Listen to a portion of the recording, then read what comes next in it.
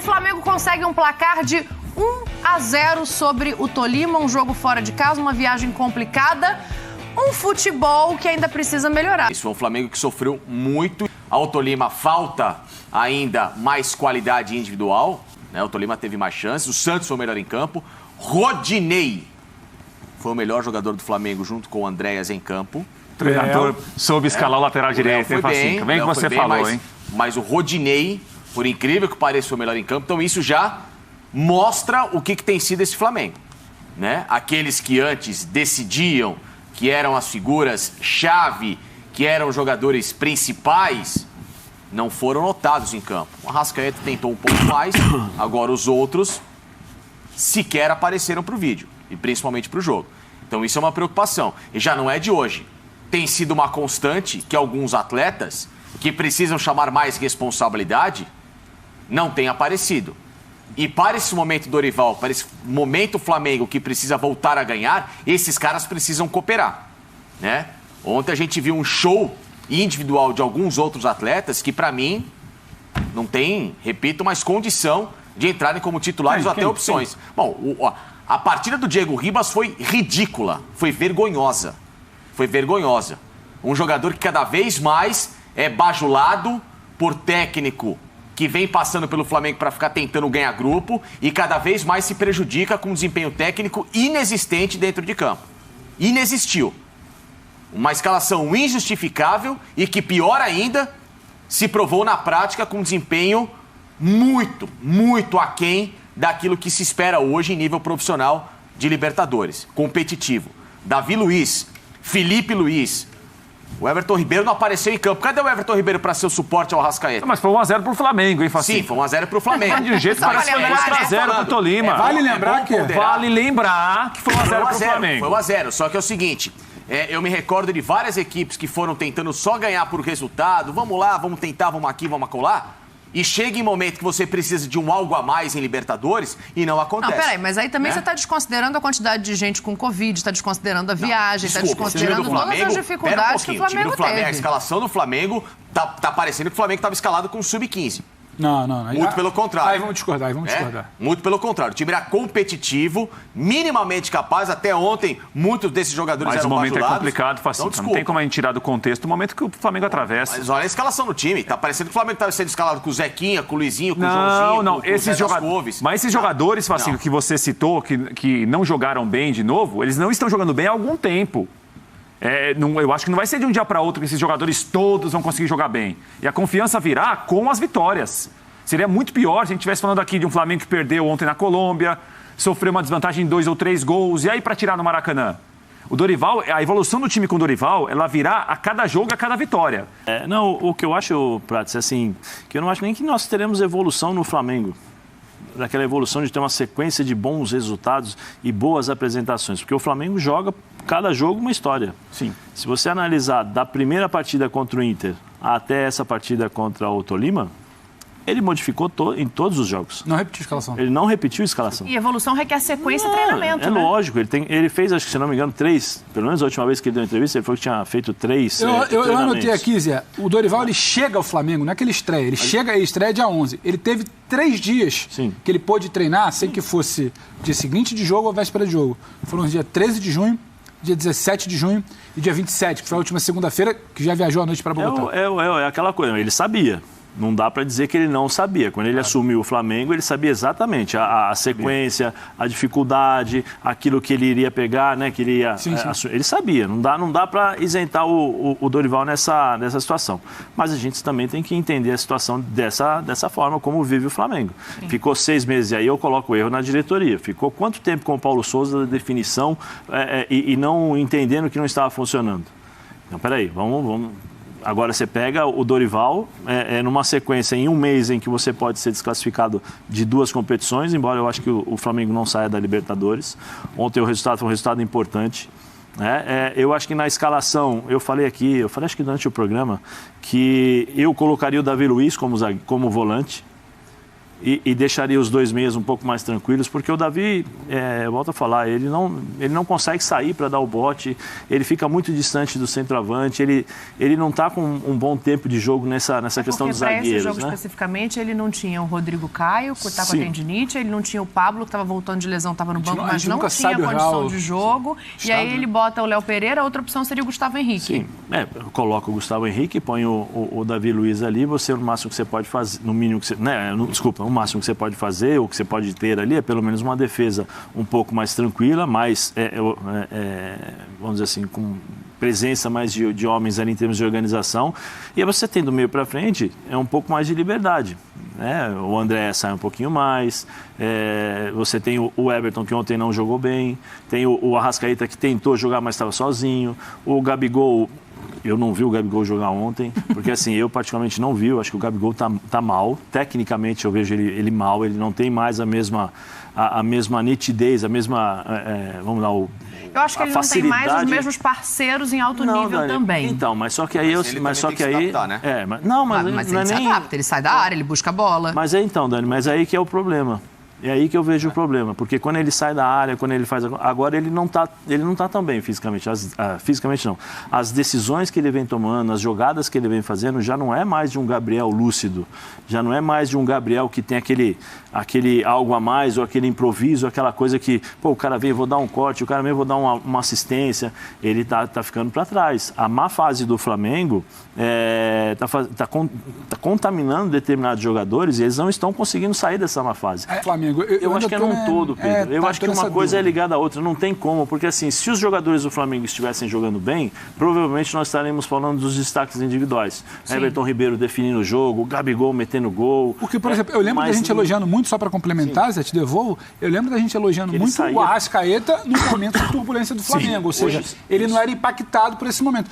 Hoje eu estou vendo dificuldade até do Arrascaeta de jogar. Sim, mas isso passa por tudo isso que nós estamos falando aqui. Então, eu não vejo no Gabigol hoje aquela nitidez e aquela, vamos dizer assim, segurança para jogar. Como você falou do Arrascaeta, que foi perfeito, você não tem mais esses caras que estão conseguindo, nos momentos de dificuldade do Flamengo, brilhar.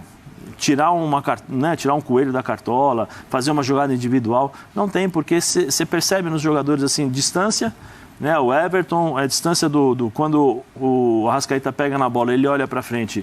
O Gabigol não está lá na frente, o Gabigol está do lado. Quando toca para o Gabigol está distante. Então, o Gabigol não é um jogador técnico, sensacional. O Gabigol é finalizador. Sim. É um grande finalizador. O Gabigol é um dos melhores que tem no futebol brasileiro, se não o melhor. Só que é o seguinte, quando ele está finalizando, ele não finaliza, porque a bola não chega, quando chega ele está marcado.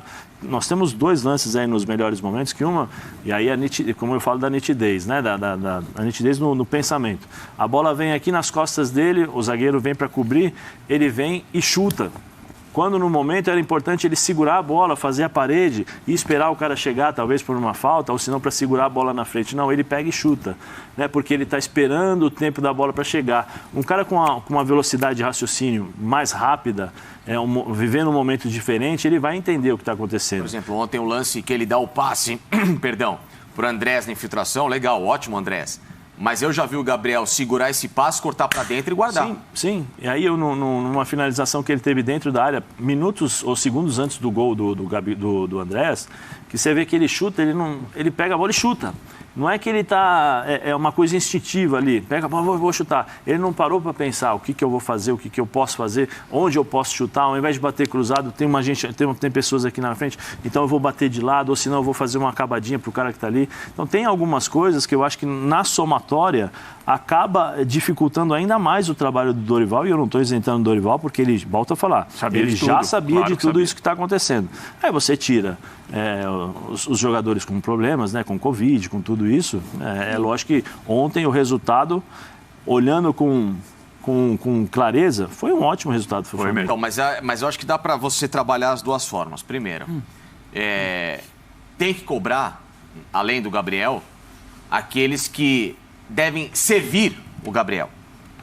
O Gabriel não pode ser armador quando você tem um armador em campo. Ou outros armadores além do Arrascaeta.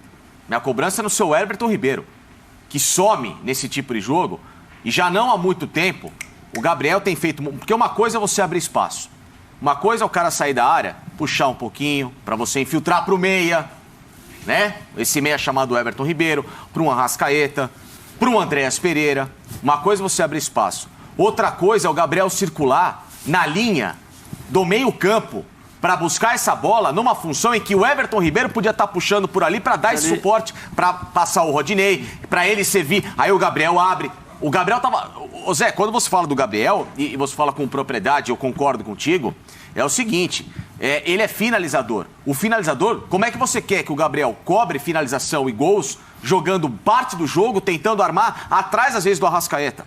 Não é a dele, nunca foi a dele. Uma coisa é você, Gabriel, movimenta, sai do zagueiro, vai pra lá, vem pra cá. Isso é uma coisa. Agora, você transformar a responsabilidade dele numa outra função que não é adaptada àquilo que ele pode fazer e não é a melhor que ele pode fazer. O Gabriel não é um grande passador, ele é um grande finalizador, é um grande cara pra trabalhar naquele último terço de campo que a Daniela gosta do termo. Mas gosta mesmo, adora. Ela pede, inclusive, que a gente use mais. Exatamente. Então a gente sempre, cada vez mais, enriquece o seu vocabulário com isso. Mas ele trabalhando ali próximo da meia-lua, aí esse cara funciona muito, né? E outra coisa, não precisa de tempo para treinar para você tentar minimamente escalar um time equilibrado. O Flamengo ontem estava torto. O Flamengo não tinha profundidade pelo lado esquerdo. Nenhuma. O corredor esquerdo do Flamengo ontem era rodovia nórdica, sabe? Vazia. Resolve para mim uma questão no meio-campo aqui, porque acho que ontem a gente viu o Facincani está fazendo a crítica ali ao Everton Ribeiro. A gente viu um Diego que não rendeu. Não funcionou da maneira que o Dorival pensava, ele tenta fazer ali uma inversão e depois ele vê que não funciona mesmo, tira do time. A gente tem também a questão ali para resolver esse meio-campo que passa pelo Andréas Pereira. Tinha um rapaz aqui, chama Zé Elias, eu acho. Sim. Ele não queria que usasse muito mais o Andréas. Mas como é que não usa numa situação como a de ontem? Não, ontem não tinha jeito, tinha que usar, né? Porque não tinha outro jogador.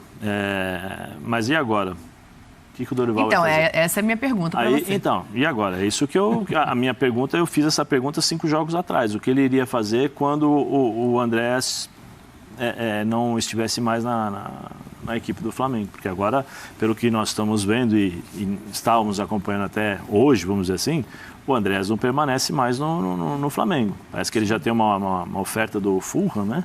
Sim. De 10 milhões de libras. Uma coisa assim, que é mais do que o Flamengo estava oferecendo. Mas não existe um posicionamento oficial até agora da diretoria do Flamengo, tá? Só para não parecer que disseram que ele não fica, não disseram nada. Sim, vamos esperar para ver, né? No balanço das horas, tudo pode mudar, mas está difícil. Mas assim, o Facinca falou sobre o time estar penso, né? O Everton. Existem funções diferentes, né, eu acho. Eu acho que, por exemplo, quando o Flamengo joga com 2 jogadores no meio campo, o Everton faz uma função e ele consegue jogar melhor. Sim. Ontem, quando ele faz puramente o atacante, né, que ele junto com a Arrascaeta e o Gabigol, ontem a função dele era muito mais ajudar no meio campo, a preocupação dele, você via que era nítido, voltar, ajudar, marcar. E ele teve ontem ele teve dificuldades realmente para entrar no jogo, para poder ser o Everton Ribeiro que nós sabemos.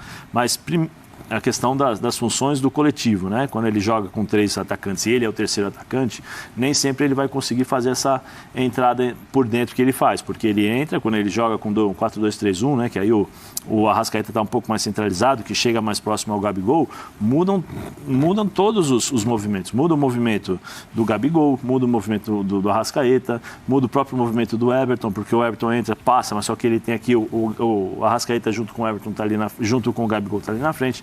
Tem uma série de mecanismos que eles passam a funcionar diferente, de formas diferentes. Por exemplo, ontem, eu concordo com o Facinco, o time estava penso. O Felipe Luiz, nós já sabemos que não tem mais a força para chegar. Uhum. Sim. Né? E nem a força para chegar. E mudou com a entrada do Ayrton e está com dificuldade também para marcar. Né? Se você observar os melhores momentos, era sempre nas costas do Felipe com velocidade. Com velocidade. Sim. Qualquer time que joga sabe que aquela esquerda da defesa do Flamengo está vulnerável. Aí eu pergunto, quantas vezes esse time jogou junto? Eu queria montar esse meio-campo, sabe? Porque a gente está com o Andrés aqui atrás. Daqui a pouco eu vou chamar a entrevista dele. Como é que se monta esse meio-campo? O meu meio-campo é com o João e com o Thiago. Eu não faço um meio-campo com 3 jogadores. Você colocaria o Arrascaeta? João, Thiago, Arrascaeta ali na frente, Everton, aí acho que é o Lázaro ou o Cebolinha quando puder jogar. Joga com 4 lá na frente, do 4-2-4 ali. E aí você pode liberar um pouquinho mais. Ontem, para encaixar o Diego, deixou o time torto. que ele perdeu? Ele teve que abrir o Arrasca não faz essa função jogando pelo corredor. Ele, ao mesmo tempo, não é um cara já natural de recomposição, muito menos fazendo o corredor. O Flamengo ficou penso. O Diego, que deveria, então, já que está escalado para pegar essa bola e carregar o meio campo, não faz absolutamente nada disso. Ele gira e toca para o lado, toca para trás. Parece um time de siri. E aí o que acontece? O Flamengo perdeu aquilo que ele mais tinha de especial, que era o Arrascaeta controlando esse jogo na faixa central, com essa visão periférica que ele tem, que é importantíssima, pela esquerda, pela direita, e um cara para atacar o corredor do lateral direito da equipe do Tolima, que subia bastante, né? Então, o que acontece? O Flamengo, para encaixar desorientou tudo, e que nesse momento não tem nenhuma justificativa de encaixe. Porque uma coisa é você chegar um cara novo, vamos tentar testar esse cara, reforço, vamos ver o que acontece. Você tem um gancho para você colocar esse cara na equipe. O Diego, muito pelo contrário. O gancho é para cada vez menos se utilizar um atleta que não soma mais, tecnicamente, taticamente, nenhuma fase do campo para a equipe do Flamengo. Eu acho que o Andrés vai fazer mais falta do que se imagina. A torcida do Flamengo colocou um peso muito grande numa falha antes que ele pudesse se recuperar. Fala dizendo que se sair volta no futuro em tom de despedida, mas não se despede oficialmente porque a diretoria não se pronuncia. Então ele fala em determinado momento, né, Pedro? Não sou dono do meu nariz. A gente está vendo aí os números dele pelo Flamengo. Eu entendo que o valor é alto, eu entendo que houve uma falha, mas eu acho que foi muito mal encaminhada essa negociação. Mas não chega a surpreender, né? Porque quando você conduz uma negociação baseado no amadorismo, do que a arquibancada quer ouvir, sabe? Como você não está fazendo uma análise técnica, a chance de você errar é considerável, né? Até porque a gestão ela deveria ser profissional, até porque o cargo é um diretor executivo, né? Um vice de futebol para dar respaldo e um diretor executivo. Só que o Flamengo em nenhum momento teve um debate técnico sobre o Andrés. Então, primeiro era se tinha condições, depois era se o valor era alto. Depois ela se poderia esperar um pouco, esticar e reduzir. Então, inviabilizou-se qualquer debate um pouco mais profundo sobre o que seria a saída do Andrés. Se você me pergunta agora, o Andrés tinha que ficar por 10 milhões de euros, com o clima que ficou, sem um respaldo, sem um posicionamento na diretoria, eu acho muito complicado. É um valor muito alto. Mas você comunicou mal isso, você também deixou esse valor ficar ainda maior, você deixou esse peso ser ainda maior. Você não protegeu. Quem é que não se lembra de um Andrés tomando dura de organizada na porta do CT? Entendeu? Então, assim, você em nenhum momento preocupou em proteger, em sair publicamente em defesa. Aí você vai lá na Inglaterra, aperta a mão, diz que vai comprar, você volta, vê que a temperatura está um pouco mais elevada, se recua. Então, a negociação ela passou a ser inviável. Então, isso tudo vai se misturando, que aí você chega num 30 de junho, o último dia de contrato assim. Sim. E aí, qual é do Andrés? Em qualquer lugar do mundo, no último dia de contrato, o rapaz não pode passar por aquele constrangimento de ontem. Ele vai à coletiva, ele é o melhor em campo, ele tem que falar. A gente comentava, ele poderia falar de uma série de coisas ontem, da evolução dele depois que ele passa a jogar um pouco mais de frente. Tem 3 gols e 2 assistências nos últimos jogos com esse posicionamento. Do gol bonito de ontem. O que significa aquele troféu ali de Man of the Match, né? Melhor em campo, depois do que ele passou. Mas não, ele estava ali, sendo a única pessoa do Flamengo a responder sobre o futuro dele, porque desde o início do ano ninguém fala. Verdade, então, assim, tudo é muito mal conduzido. Quantos exemplos você já não teve de parceiros que erraram em momentos cruciais e se recuperaram com a mesma forma? Vários. Lógico, eu não vou comparar no nível de talento e no nível de personalidade o Andrés com o Baggio. Não dá, né? São mundos completamente diferentes.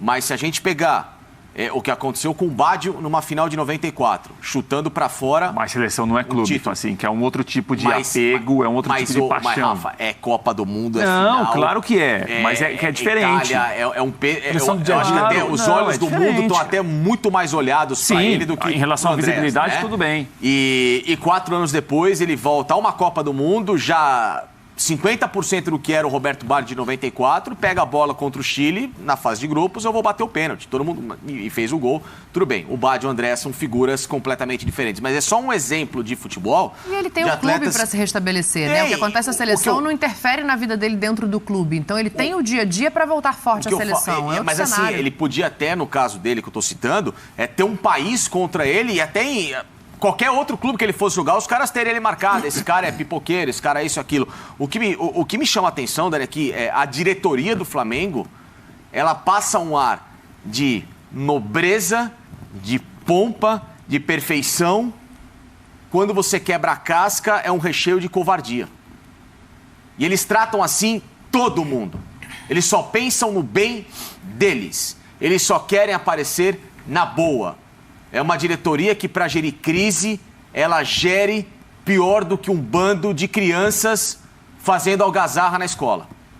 É inacreditável a capacidade que esses caras têm de deixar o Flamengo a Deus dará e não aparecer em nenhum momento para se colocar com firmeza, personalidade, liderança e responsabilidade do tamanho do cargo que eles estão, para quem eles devem satisfações.